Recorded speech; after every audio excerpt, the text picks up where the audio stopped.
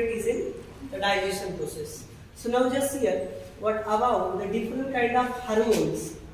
Okay, so they help us to digest the different kind of food. Okay, so that is nothing but the hormones of GIT, that is gastrointestinal tract. The hormones of gastrointestinal tract. That hormone which include the first one, that is nothing but the gastrin. Okay, this gastrin is related with, we can say it as a stomach. Okay, in stomach for secretion of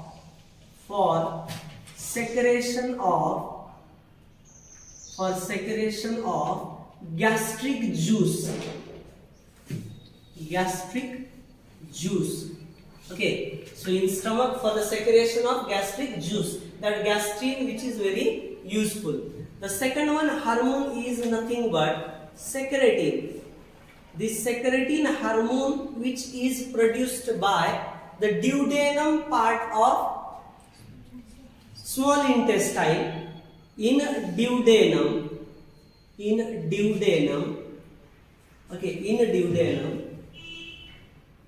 but moving to pancreas to stimulate their secretion, to stimulate pancreatic juice. What? Pancreatic juice.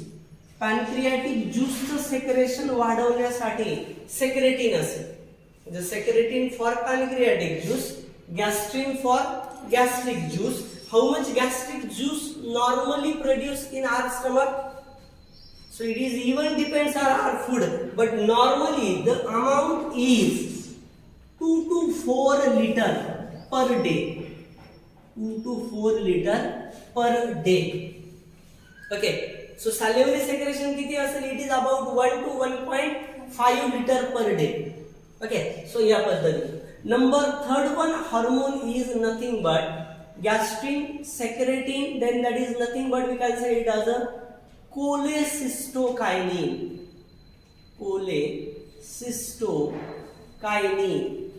Okay, that is a CCK. Okay, so which is another hormone. Okay, so which is useful to secrete किंवा produced in duodenum. हा पण duodenum ला तयार होतो. Duodenum and moving to liver and gallbladder to produce काय तयार करण्यासाठी? To produce bile juice by contraction of gallbladder. Gallbladderचं काय रोल होतं तुम्हाला काल कळालं होतं का? So gallbladder which is useful for the concentrating the bile juice. Bile juice ला concentrate करणं म्हणजे त्याच्यातलं वॉटर काढून घेणं. आणि बाकीचे घटक कोणते आहेत बाईल ज्यूसचे? बाईल सॉल्ट असतील, बाईल पिगमेंट असतील आणि बायकार्बोनेट्स. ओके, हे त्याच्यातले इतर घटक आहेत. कोणता घटक नसतो बाईल ज्यूस मध्ये? एन्झाईम्स. कुठलाही एन्झाईम्स त्याच्यामध्ये प्रेझेंट नाहीये. ओके, तर बाईल ज्यूस तयार करण्याचं काम कोलेसिस्टोकायनिन करेल. ओके, तुम्हाला आणखी एक इथं नीट साठी महत्त्वाचा मुद्दा डोक्यात ठेवा. बाईल ज्यूस किती तयार होईल हे कसं डिसाइड होईल माहिती आहे का? Bile juice is directly proportional to the food with fat. त्या फूड मध्ये किती फॅट आहे? म्हणजे bile juice is directly related with the fat found in food as we consume. Okay, किती अमाउंट ऑफ फॅट त्याच्यामध्ये प्रेझेंट आहे त्या बाईल ज्यूस याच्याशी कन्सर्न रिलेटेड असेल. जेवढी बाईल ज्यूस जास्त सेक्रेट होईल याचा अर्थ आहे तेवढ्या खाल्लेल्या अन्नामध्ये काय आहे? फॅटचं प्रमाण जास्त आहे असा त्याचा अर्थ होईल.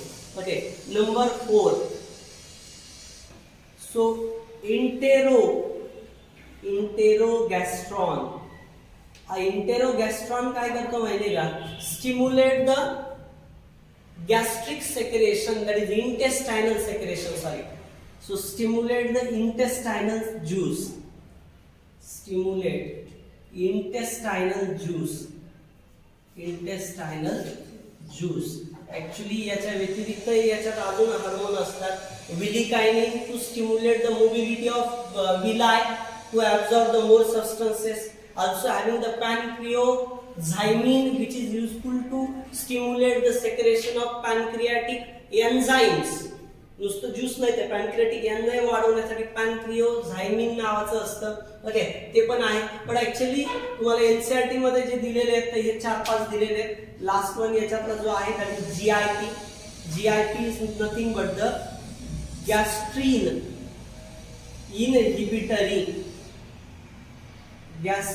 Inhibitory protein or peptide. Gastrin inhibitory protein or peptide. So this gastrin inhibitory protein GIP कशासाठी असतं, to stop secretion of gastric ज्यूसचं सेक्रेशन स्टॉप करण्यासाठी इनडायरेक्टली हा GIP तयार होत असतो, लक्षात घ्या. Okay, just keep in mind that all the things. What about the different hormone? Actually, they work to stop, or actually they work to enhance the digestion. Digestionला enhance करण्यासाठी किंवा stop करण्यासाठी याच्याशी कन्सर्न असणारे पॉइंट असते, म्हणजे regulate करण्याशी related आहे. Number next point is that, so actually mechanism of digestion. What about the mechanism of digestion?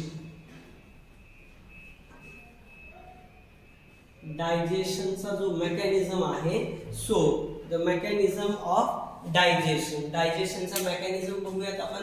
बघा, actually digestion process is a combined form of mechanical and chemical process. Digestion ही जी process आहे तर ही एक mechanical आणि chemical process आहे, लक्षात घ्या.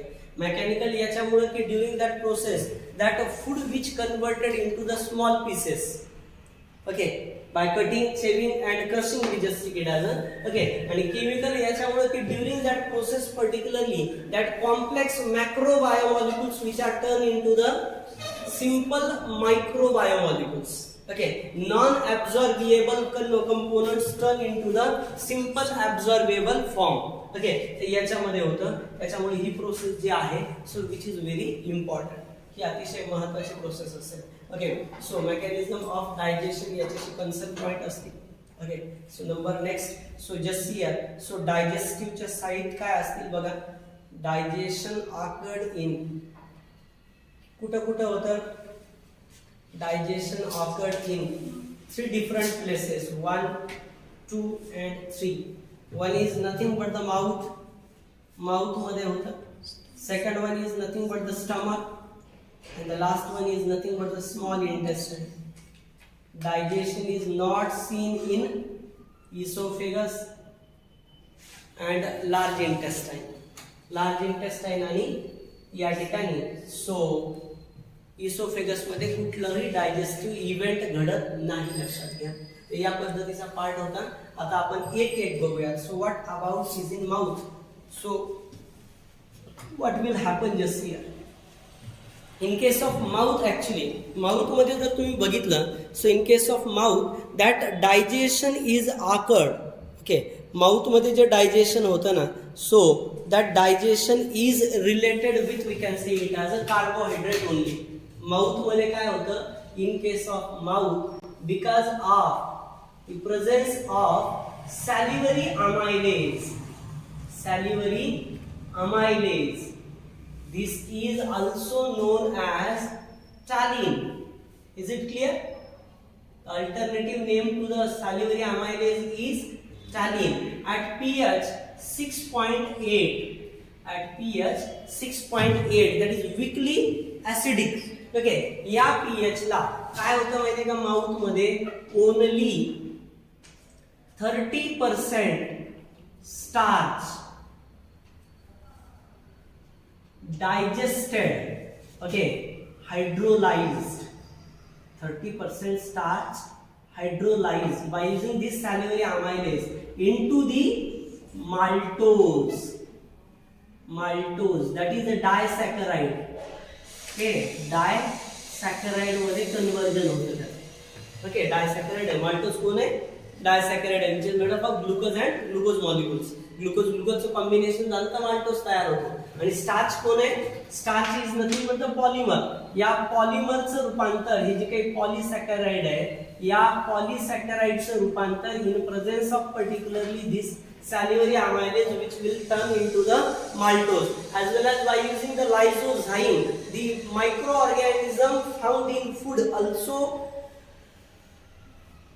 kill by splitting their cell wall split करून indirectly ते kill करण्याचं काम lysozyme करेल. The second one part in stomach, okay, in stomach what would happen just here, in stomach, okay, small amount of what, small amount of fat and proteins digested, small amount of fat and protein digested, okay. या ठिकाणी stomach मध्ये काही amount मध्ये protein आणि काही amount मध्ये या ठिकाणी फॅटचं डायजेशन होतं. Small amount of protein digest करण्यासाठी याच्यामध्ये काय असतं माहिती का, की गॅस्ट्रिक लायपेज असतो, गॅस्ट्रिक लायपेज असतो. हे खूप निग्लिजिबल असतं बरं का, खरं तर खूप negligible amount of fat digest होते स्टमक मध्ये, नियरली आपण कन्सिडरही करत नाही, एनसीईआरटी तर म्हणलं काही घेणं देणंच नाही, उगा काहीतरी होतं म्हणून होतं, ठीक आहे नाही. आणि प्रोटीनच्या बाबतीमध्ये मात्र थोड्याफार प्रमाणामध्ये होईल, 1-2% मध्ये होईल, लक्षात घ्या, ओके. म्हणजे हे थोडंसं विचार घेण्यासारखं आहे, ओके. सो कशाच्या मदतीनं, तर हे होतं प्रोटिओलायटिक एन्झाईमच्या मदतीनं. ते दोन वेगवेगळे असतात, प्रोटिओलायटिक एन्झाईम, लक्षात घ्या, ओके. तर हे काय येतं, सो इथं तुम्ही एक महत्त्वाची गोष्ट डोक्यात घेणं गरजेचं आहे. What about the role of HCl, so that HCl which perform the 4 different role, HCl चे 4 रोल आहेत. आधी आपण 3 महत्त्वाचे रोल बघूया. The first one is nothing but, so whenever that bolus which is coming into the digestive tract, that is we just take it as a stomach, so first of all inactive the salivary amylase, salivary amylase ला inactive केलं जातं जसंच ते पोटात येईल अन्नाचा घास तेव्हा. Second role, the second role is nothing but that HCl which help to kill microbes from bolus. And third one, this is also very important. Third one, so that is nothing but HCl can transform, okay, converts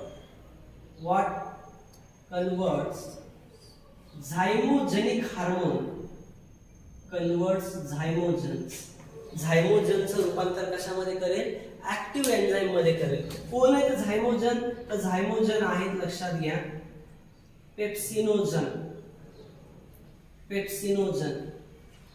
झायमोजन मध्ये कोण असतं आणखी, it also having, we can say it as a prorenin. Okay, तुम्हाला रेनिनचा शब्द कळतोय ना, rennin हा double N वाला असेल तर स्टमकशी रिलेटेड आहे, आणि सिंगल एन वाला असेल तर किडनीशी रिलेटेड आहे. विसरू नका बरं का, पुन्हा एकदा लक्षात ठेवा. सो पेप्सिनोजन आणि प्रोरेनिन दोघे इनॅक्टिव्ह आहेत. या HCl च्या कॉन्टॅक्ट मध्ये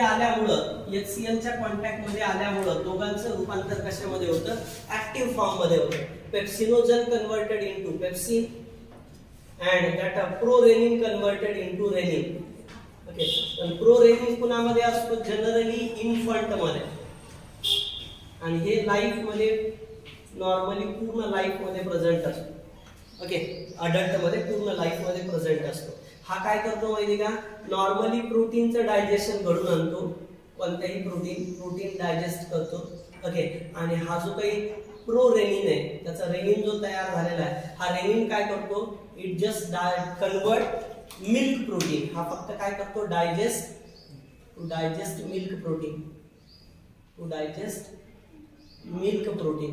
आणि मिल्क प्रोटीनचं कसं होतं, initially that milk protein which was soluble, okay, अगोदर सोल्युबल असते, and whenever that rennin come in contact with that, so it converted into the insoluble form, so that's why, okay, before taking milk, so which is completely liquid, but whenever, so because of vomiting of that infant baby, it will turn into the curd like form मध्ये convert झालेलं असतं. ते लहान बाळाने ज्यावेळेस दूध पिलं त्यावेळेस ते दूधच असतं, पण ज्यावेळेस ते दूध नंतर ते उलटी होते, त्याला वॉमिटिंग होते लहान बाळाला, त्यावेळेस ते दह्यासारखं रूपांतरण झालेलं असतं त्याचं. कशामुळं, it is because of, you can say it as that action of rennin, त्या रेनिनच्या ॲक्शनमुळे. म्हणून मी तुम्हाला मागे बोललो होतो की जे जनावरांचे छोटे छोटे म्हणजे वासरे आहेत, या वासराच्या काही कंपन्या लक्षात घ्या काय करतात, ते जे आतमधलं जे काही डेथ झाल्याच्या नंतर त्या वासराची, किंवा इनडायरेक्ट तुम्ही जर बघितलं जे म्हशीचे जे असतात रेडकू आहे का नाही, त्यांचे जे काही असतात त्यांच्या स्टमक मधलं जे काही रेनिन आहे ते घेतात आणि त्याच्यापासून चीज, पनीर वगैरे ते बनवण्याच्या कंपन्या, चीज बनवण्याच्या वगैरे त्याच्यात वापरतात कंपन्यांमध्ये. खूप जास्त प्रमाणामध्ये याचा वापर या पद्धतीने होतो, लक्षात घ्या. ओके, सो या पद्धतीचा पार्ट आहे हा. आणि लास्ट रोल जो आहे HCl चा, तो म्हणजे HCl काय करतं माहितीये का, HCl आणखी एक ऍक्टिव्हिटी शो करतं, ते म्हणजे जनरली HCl मुळे आणखी काय होतं माहितीये का, की जी ऍसिडिटी असते, ऍसिडिक इन्व्हायरमेंट मेंटेन केलं जातं. ओके, ऍसिडिक इन्व्हायरमेंट मेंटेन केलं जातं. Okay, so acidic environment maintain केलं जातं, acidic pH in stomach, pH in stomach, stomach मध्ये ऍसिडिक pH मेंटेन करण्याचं काम इनडायरेक्टली कोण करतं, तर HCl करतं. पण हा सेकंडरी रोल आहे, हे काही एवढा महत्त्वाचा नाहीये पार्ट. ओके, सो या पद्धतीने, so this is the digestion of various substances is in the stomach. Stomach मधलं डायजेशन तुम्ही लर्न केलंय.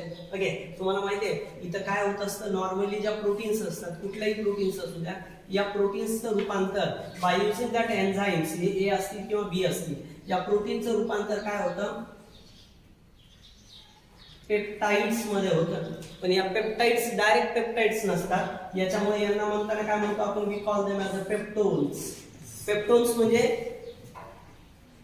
ही लॉंग प्रोटीनची साखळी, आणि ही protein chain with several amino acids. समजा याच्यात जर 100 अमिनो ऍसिड असतील, तर याच्यात सपोज 10 अमिनो ऍसिड आहे, म्हणजे या 100 वरून 10 वर आलं, म्हणजे याच्या मोठ्या साखळीचं रूपांतर छोट्या साखळीमध्ये करण्याचं काम हे दोघंही करतात. हे मिल्क मधल्या प्रोटीनच्या बाबतीत करतात, हे नॉर्मल आपण पल्सेस हे ते खातो त्यांच्या प्रोटीन मध्ये करतात. म्हणजे याच्यामध्ये तुम्हाला स्टमक मध्ये काय डायजेस्ट होतं असं जर विचारलं, मॅक्झिमम मेन रोल जर तुम्हाला विचारलं, तर तुम्हाला option A carbohydrate, option B protein, option C fat, option D that is nothing but the vitamin. तर तुम्ही काय सांगणार, प्रोटीन्स, कारण विटामिन डायजेशनची गरज नसते, डायरेक्टली कन्झ्युम होतात, त्या लक्षात घ्या. सो या पद्धतीचा हा रोल असेल. So this is about, we can say it as a that digestion. Okay, so just write it. Okay, small intestine. Okay, in case of particularly that small intestine हा जो पार्ट आहे, तर या small intestine मध्ये, okay, small intestine हा जो भाग आहे, याच्यामधलं जे डायजेशन आहे, याच्यामध्ये काय होतं माहितीये का, सो मेजर डायजेशन होतं, मेजॉरिटी ऑफ डायजेशन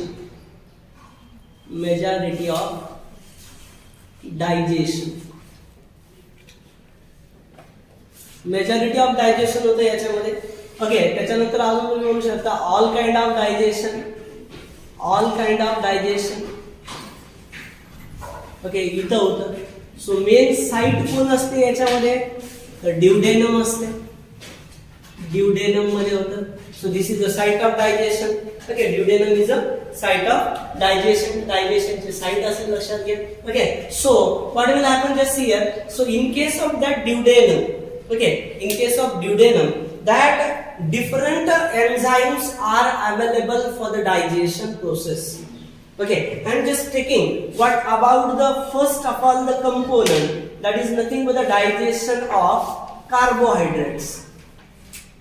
कार्बोहायड्रेटचं डायजेशन कुठं कुठं होतं आहे का डोक्यात? कार्बोहायड्रेटचं डायजेशन दोन जागेवर होईल. Is in the mouth. How much? 30%. And in remaining is in intestine. Intestine मध्ये, स्मॉल इंटेस्टाइन मध्ये कार्बोहायड्रेट्स मध्ये जी स्टार्च आहे, मेनली स्टार्चचं डायजेशन होतं, ग्लायकोजनचं डायजेशन होतं. कुणाचं होत नाही कार्बोहायड्रेट मधल्या? सेल्युलोजचं डायजेशन होत नाही. आपल्या बॉडीमध्ये काय होत नाही? सेल्युलोज नॉन डायजेस्टिबल, तो तसाच आपल्या बॉडीतून बाहेर जातो. सेल्युलोज नॉन डायजेस्टिबल आहे आपल्यासाठी, कारण आपल्या शरीरामध्ये सेल्युलेज एन्झाईम नाही, है की नाही? कारण अपेंडिक्स जो होता तो आता रुडिमेंटरी बनलाय, त्याच्यामुळे ते काम आता कुणी करत नाहीये. ओके, सो या पद्धतीने तर स्टार्च जे असणार आहे, तर स्टार्चचं रूपांतर, starch is a polysaccharide, so it first of all converted into oligosaccharide. याचं रूपांतर ऑलिगोसॅकराइड मध्ये, याचं रूपांतर डायसॅकराइड मध्ये कोण घडून आणतं? याचं रूपांतर ऑलिगो और डायसॅकराइड मध्ये कोण घडून आणतं? The name of enzyme is nothing but pancreatic amylase. Pancreatic amylase at pH 7.8 to 8.4.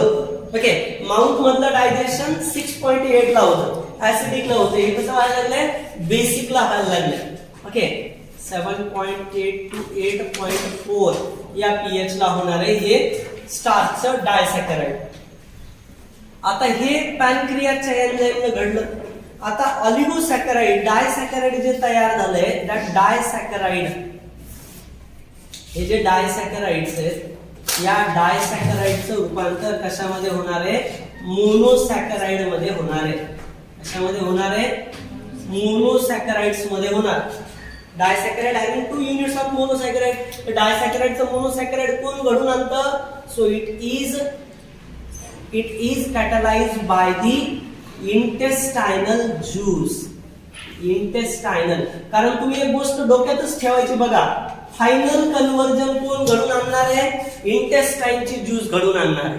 Final conversion intestinal juice. आता डायजेस्टिव्ह एन्झाईम मध्ये, ओके, म्हणजे जनरली सॉरी, सो डायसॅकराइड मध्ये कोण कोण येतं? It may include the maltose, it may include the sucrose, it may include the lactose.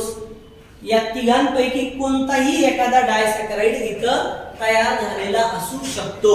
तर या डायसॅकराइडचं पुढं रूपांतर मोनोसॅकराइड मध्ये करण्यासाठी इंटेस्टाइनल ज्यूस मध्ये स्पेसिफिक कॅटॅलिस्ट असतात, स्पेसिफिक एन्झाईम असतात. माल्टोजचं रूपांतर करणाऱ्या एन्झाईमला म्हणायचं माल्टेज. माल्टोजचं रूपांतर करणाऱ्याला म्हणायचं माल्टेज. कुणाचा पार्ट आहे maltase? Is a part of intestinal juice, succus entericus, है की नाही? सक्कस इंटेरिकसचा पार्ट आहे. सो माल्टेज कन्वर्ट करतो कशामध्ये? Into the 2 molecule of glucose. Glucose plus glucose, 2 glucose तयार करेल. डोक्यात ठेवायचं कधी? ओके, माल्टोज कशाने तयार होतो? Glucose plus glucose. Okay, so glucose plus glucose. आणि सुक्रोज जो आहे, सुक्रोज हा जो असतो, it is found in sugar cane, that is cane sugar. Okay, cane sugar म्हणतो आपण याला, सुक्रोजला. आणि याचं तुकडे करणारा जो एन्झाईम आहे त्याचं नाव आहे sucrase. It is also found in yeast, we call it as invertase. Yeast मध्ये असतो त्याला इनव्हर्टेज म्हणलं जातं. तर सुक्रोज काय करतो? याचं रूपांतर होतं ग्लुकोज आणि गोड असतं फळासारखा मस्त पैकी, दॅट इज फ्रुक्टोज. तर सुक्रोज कशाने बनलेला आहे? ग्लुकोज आणि फ्रुक्टोजनं बनलेला आहे. ग्लुकोज आणि फ्रुक्टोजनं बनलेला आहे. आणि लॅक्टोज जो असतो, तर लॅक्टोजचं कन्व्हर्जन करणाऱ्या एन्झाईमचं नाव इथं लॅक्टेज घेतलं गेलेलं आहे. सो लॅक्टोजचं लॅक्टेज, आणि हा तयार करतो glucose and galactose. This is a final handover to the carbohydrate digestion. डोक्यात कसं घ्यायचं बघा, ग्लुकोज सगळ्यांमध्ये कॉमन आहे, सगळ्यांमध्ये ग्लुकोज तयार होणारच आहे फायनल. फक्त प्रश्न राहिला आता पुढचा प्रोडक्ट कोणता. तर माल्टोजला ग्लुकोजच घ्यायचं, सुक्रोजला SU fruit okay. So sucrose मध्ये फ्रुक्टोज येत ओके, आणि लॅक्टोज ओके, गाल ओके, असं डोक्यात ठेवायचं ओके, लाल गाल नाही का okay. So you just write down. So या पद्धतीने सो लॅक्टोजशी रिलेटेड गॅलॅक्टोज, हे दोन कन्वर्जन तुमच्या डोक्यात घ्या. So what about the conversion of carbohydrate. Finally हे तयार झाले. आता काही दुसरे तयार झालेले काय जातात तर तुम्हाला माहिती आहे, they are found in the lumen, digestive कॅनलच्या ल्युमेन मध्ये प्रेझेंट असतात. मग त्यांना ऍब्झॉर्ब कोण करतं तर त्यांना ऍब्झॉर्ब केलं जातं inside the विलाय, in a blood vessel. Blood capillaries मध्ये ऍब्झॉर्ब केले जातात, त्या ब्लड मधून नंतर पास होतात बॉडीमध्ये. ते पुढे बोलूयात आपण, पण तुम्हाला कार्बोहायड्रेटचं डायजेशन डोक्यात घ्यावं लागेल. सो या पद्धतीने होईल okay. So number next second जे काही डायजेशन आहे, what about the digestion of proteins. प्रोटीनचं डायजेशन हे थोडंसं कॉम्प्लेक्स आहे पण अतिशय महत्वाचं आहे. So प्रोटीनचं digestion. प्रोटीन मात्र आपल्या बॉडीमध्ये ऑलमोस्ट सगळ्या डायजेस्टिबल आहेत. प्रोटीन आपल्या बॉडीमध्ये ऑलमोस्ट सगळ्या डायजेस्टिबल आहेत ओके. सो जनरली प्रोटीन्स ज्या काही असतात, ज्या कुठल्याही प्रोटीन्स असू द्या, तर प्रोटीन्सचे अगोदर डायजेशन डायरेक्ट होत नाही. प्रोटीनचं डायरेक्ट डायजेशन होत नाही. जसं इथं स्टार्चचं डायरेक्ट पॅनक्रियाटिक आमायने जाणार डायरेक्ट तुकडे केले, तसं होत नाही. इथं अगोदर काय करावं लागतं की प्रोटीनचं डायजेशन करायचं म्हणल्यावर एक इंटर कन्वर्जन डोक्यात घेणं गरजेचं आहे. कोणतं इंटर कन्वर्जन की पॅनक्रियाटिक ज्यूस मधला एक एन्झाईम असतो, त्याचं नाव आहे पॅनक्रियाटिक झायमोजन्स. पॅनक्रियाटिक झायमोजन्स अगोदर ऍक्टिव्ह बनवावं लागतं. ऍक्टिव्हेटेड पॅनक्रियाज मधले झायमोजन ऍक्टिव्ह बनवले जातात, दे आर ऍक्टिव्हेटेड. आणि कोण आहेत ते पॅनक्रियाटिक झायमोजन कळतंय ना सगळ्यांना. This are the inactive enzymes called as झायमोजन.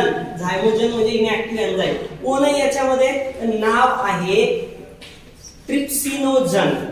The name of pancreatic zymogen is trypsinogen. Not confuse with pepsinogen. बरं, पेप्सिनोजन कुणामध्ये, स्टमक मध्ये. इथं ट्रिप्सिनोजन. जन नाव आलं म्हणजे याचा अर्थ तो इनएक्टिव्ह आहे.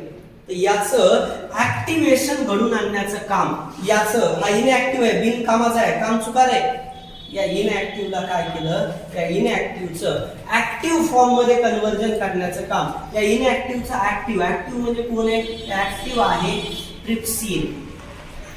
या ट्रिप्सिनोजनचा ऍक्टिव्ह फॉर्म आहे ट्रिप्सिन. जसं पेप्सिनोजनचा ऍक्टिव्ह फॉर्म पेप्सिन, ते कुणी केलं होतं, HCl. तसं इथं या ट्रिप्सिनोजनचं ट्रिप्सिन तयार करण्याचं काम हे कुणाचं आहे, ट्रिप्सिनोजन पॅनक्रियाटिक ज्यूस मधला घटक आहे. पॅनक्रियाटिक ज्यूस मधून आला आतड्याकडे, स्मॉल इंटेस्टाइनला. स्मॉल इंटेस्टाइनचा स्वतःचं एक एन्झाईम आहे, त्याचं नाव आहे एंटेरोकायनेज. काय नाव आहे त्याचं, एंटेरोकायनेज.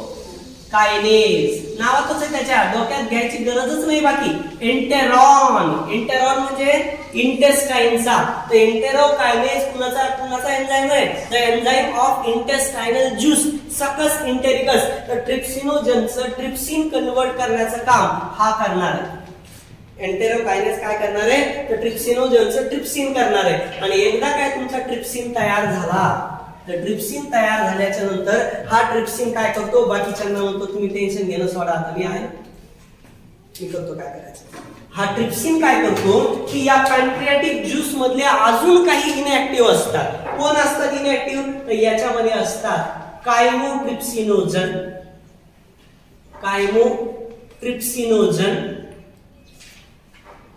याच्यामध्ये असतात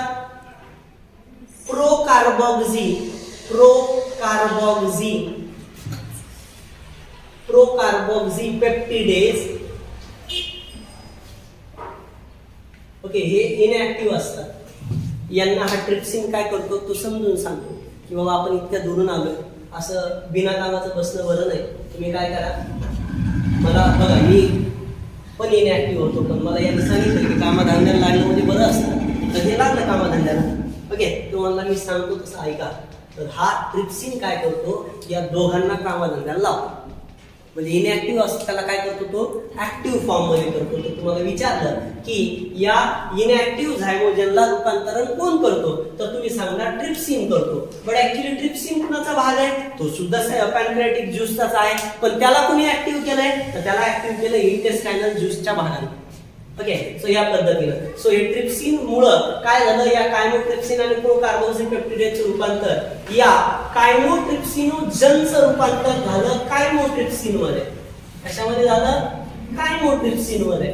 आणि या प्रोकार्बोक्सिपेप्टिडेजचं रूपांतर झालं कार्बोक्सिपेप्टिडेज मध्ये. कशामध्ये, कार्बोक्सिपेप्टिडेज मध्ये.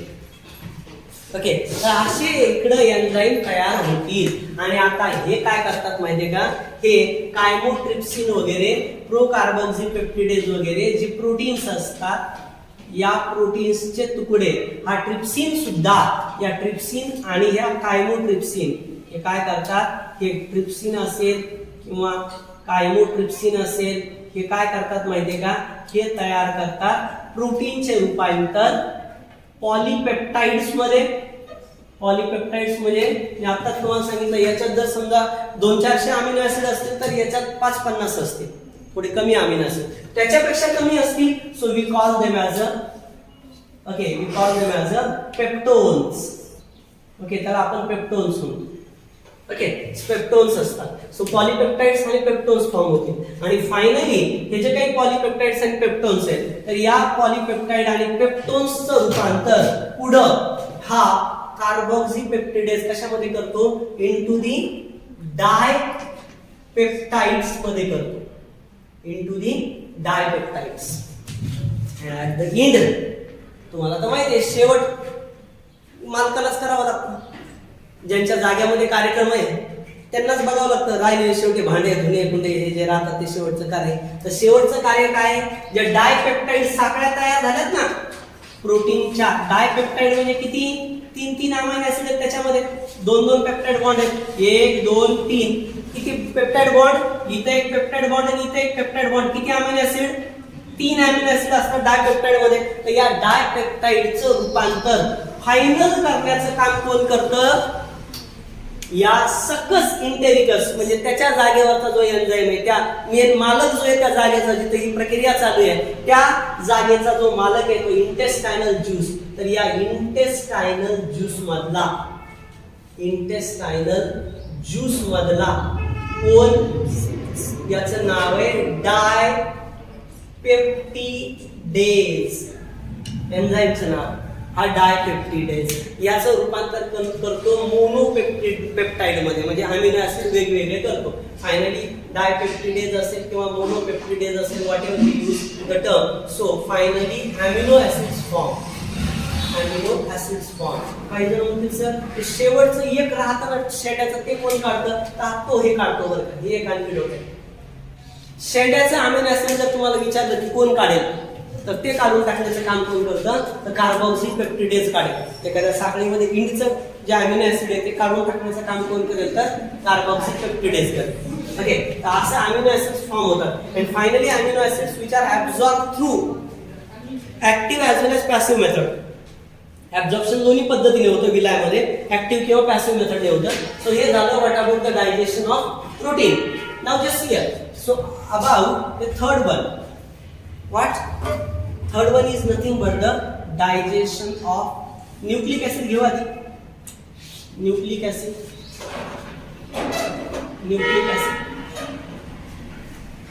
तुम्ही म्हणा न्यूक्लिक ऍसिडचे कोणते पदार्थ खातो आपण, आता कोणतंही खाल्लं तर न्यूक्लिक ऍसिड तर खाण्यात जाणारच आहे, स्मॉल अमाऊंट मध्ये असणारे पण जाणार आहे की नाही. मला सांगा, तुम्ही पालेभाज्या खाल्ल्या, पालेभाज्यामध्ये काय सेल आहे, सेल म्हणजे त्याच्यामध्ये न्यूक्लियस आहे, न्यूक्लियस म्हणजे न्यूक्लिक ऍसिड असणार आहे.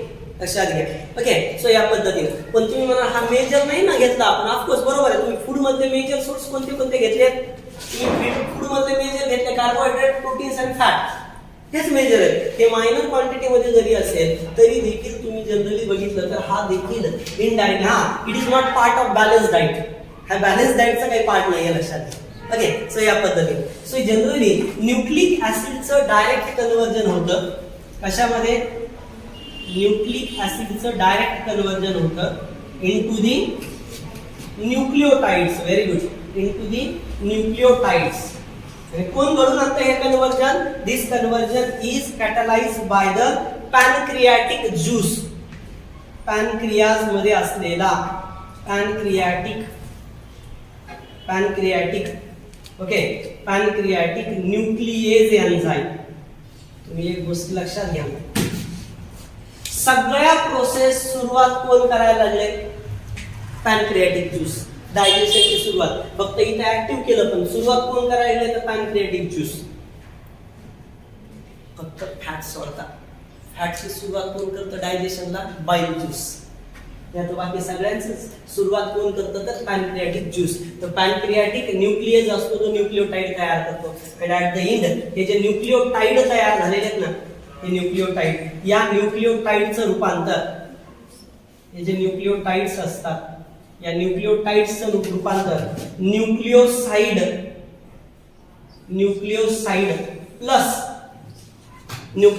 प्लस कोण वेगळा निघणार आहे? फॉस्फेट. याच्यातून फॉस्फेट वेगळा निघणार. आणि हे कोण काम करतं? हे काम करतं न्यूक्लिओटाइडेज एन्झाइम. याच्या पुढं न्यूक्लिओसाइड जो तयार झालेला आहे तुम्हाला सगळ्यांना माहिती आहे. ओके, न्यूक्लिओसाइड कशाने बनलेला असतो? Pentose sugar and nitrogen base. तर याच्यामध्ये काय होतं? या न्यूक्लिओसाइडेज एन्झाइम असतो. न्यूक्लिओसाइडेज काय करतो? याच्यामधून पेंटोज शुगरला वेगळं काढतो प्लस नायट्रोजन बेसला वेगळं करतो. म्हणजे न्यूक्लिओटाइड न्यूक्लिओसाइड यांचं फायनल कन्वर्जन करण्याचं काम सुद्धा हे जे एन्झाइम करतात, हे कुणाचा पार्ट आहे? ते enzyme they are the part of intestinal juice. फक्त पॅनक्रियाटिक एवढाच, पण हे जे दोन आहेत हे कुणाचा पार्ट आहे? Intestinal juice. आणि हे पण कसे ऍब्झॉर्ब होतात ते पण पुढे बोलूयात आपण. But at first just see that are the things. पूर्णपणे कळालंय का बरं? एवढं व्यवस्थित बघून घ्या rapidly. Okay, so fat is digested by using. Okay, fat is fourth component. Okay, so fat is digested by, we can say it as or started, digestion of fat is started by the bile juice, because the fat is not unable to reabsorb directly, so that's why it first undergo emulsification. याच्या पहिल्यांदा काय केलं जातं? या जो हा फॅटचा molecule आहे, this is a fat molecule, just keep in mind. Okay, this is a fat molecule, and that fat molecules it undergo, okay, by using that bile salt जे असतात, that bile salt they takes part in, okay, bile salt they take part in particularly the conversion of that large fat molecule into the smaller fat molecules. Larger fat मॉलिक्यूलचं रूपांतर smaller fat molecule मध्ये करतील. म्हणजे ही जी मोठी फॅटचं component आहे याचं रूपांतर छोट्या छोट्या याच्यामध्ये करतील. कोण करतील? तर बाईल ज्यूस मधले बाईल साल्ट करतील. ओके, आणि या बरोबर याच्या वरून कशाची कव्हरिंग येईल? That smaller particles they are covered bye fat, that बाईल juice. They are covered by bile juice, and we call them as a micelles. What we call? We call them as a micelles. Micelles कुणाला बोललं जातं? Micelles means nothing but we can say it as a fat droplets. First of all, fat undergo cleavage, breaking, and that small pieces they are covered by the bile juice and they turn into the. So, actually यांच्यामध्ये काय आहे? या सेलचा स्वतःचा nucleus इपिथेलियमचा हा endoplasmic reticulum आहे. त्या endoplasmic रेटिक्युलमनं काय केलं माहितीये का? या Golgi bodies and endoplasmic reticulum, आठवा ती system, what we say endomembrane system. जेव्हा एखादा फॉरेन पार्टिकल मध्ये येतो त्यावेळेस हे काय करतात? त्यावेळेस ER आणि गॉल्गी बॉडीज. ओके, ऑप्शन नुसार तुम्हाला निवडायचं आहे. Golgi bodies and ER together just covered to it. यांच्यावरून काय करतील, कव्हरिंग फॉर्म करतील आणि यांना कव्हर केल्याच्या नंतर तयार झालेलं protein covered that micelle, protein cover केलेलं जे मिसेल पार्टिकल आहे, this is now called as chylomicron. What we say? Chylomicron. But that chylomicron which okay, हे कायलोमायक्रॉन हे जे आहे त्याच्या आतमधलं जे काही आहे मिसेल्स, याचं नेमकं कन्वर्जन काय झालंय, तर याचं कन्वर्जन काय होतं ते आपण डिटेल मध्ये लर्न करूया. बघा काय असतं, फॅट ज्या वेळेस असते त्यावेळेस ती फॅट असते ट्रायग्लिसराइड फॉर्म मध्ये. कुठल्या फॉर्म मध्ये असते, ट्रायग्लिसराइड फॉर्म मध्ये. What is mean by the term ट्रायग्लिसराइड? ट्रायग्लिसराइड which means nothing but three fatty acids and one glycerol molecule. One glycerol molecule. Okay, three fatty acid and one glycerol molecule. And now that three fatty acid and one glycerol याच्यावरती action होते. कुणाची? जेव्हा हे micelle form झालेत ना, हे micelle, त्यावेळेस याच्यावरती ऍक्शन होते. कुणाची ऍक्शन होते? पॅनक्रियाटिक लायपेज. सॉरी, पॅनक्रियाटिक लायपेजच्या इंटेस्टायनल लायपेज पण होऊ शकता बरं का. पॅनक्रियाटिक लायपेज, तर इथं इंटेस्टायनल पण लायपेज असतो बरं का. याच्यावरती लायपेजची ऍक्शन होते. लायपेज एन्झाइम, हा लायपेज काय करेल, या ट्रायग्लिसराइड मधून फॅटी ऍसिड वेगळे काढेल. ओके, फॅटी ऍसिडला वेगळं करेल, फॅटी ऍसिडला वेगळं करेल आणि याच्यापासून अगोदर तयार होईल डायग्लिसराइड. डायग्लिसराइड, एक फॅटी ऍसिड वेगळं निघलं, तिघातून एक वेगळं निघलं तर डायग्लिसराइड. अजून त्याच्यापासून तयार होईल मोनोग्लिसराइड. ओके, मोनोग्लिसराइड आणि फायनली त्याच्यापासून वेगळं निघेल काय, फॅटी ऍसिड. सगळे वेगळे, सगळे फॅटी ऍसिड वेगळे प्लस ग्लिसरॉल वेगळे, प्लस ग्लिसरॉल वेगळे. तर या मोनोग्लिसराइड फॉर्म मध्ये हे कायलोमायक्रॉन्स प्रेझेंट असतात. मोनोग्लिसराइड फॉर्म मध्ये हे कायलोमायक्रॉन्स प्रेझेंट असतात.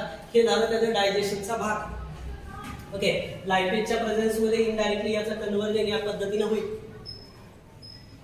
ओके, आणि जनरली कायलोमायक्रॉन्स फॉर्म होईल. कायलोमायक्रॉन इथं तयार झालेला आहे आता याच्यात, हा फायनली काय होतो, it is reabsorb into the particularly this lacteal. आणि ह्या लॅक्टियल मध्ये खूप मोठे असे कायलोमायक्रॉन भरले जातील, म्हणजे इनडायरेक्टली मोनोग्लिसराइड फॉर्म असतील, फॅटी ऍसिडच्या फॉर्म मध्ये असतील. And finally we just obtain, so this is a ready whitish in colour, this is somewhat called as lacteal. You just take it as a lacteal. ते लॅक्टियल असेल. या पद्धतीने generally त्याच्यामध्ये काय होईल, ऍब्झॉर्प्शन होईल. तर आपण या